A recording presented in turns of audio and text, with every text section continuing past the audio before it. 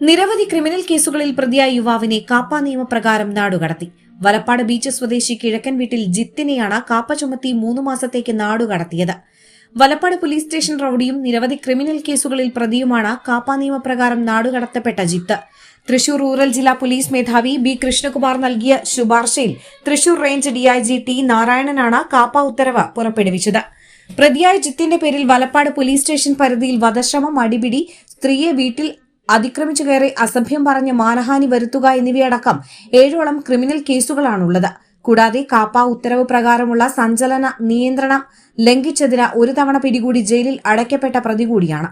Valappad police station inspector A Anilkumar, grade SI Hari, senior civil police officer Subi എന്നിവർ കാപ്പ ചുമത്തിയുള്ള ഉത്തരവ് നടപ്പാക്കിയ സംഘത്തിലുണ്ടായിരുന്നു.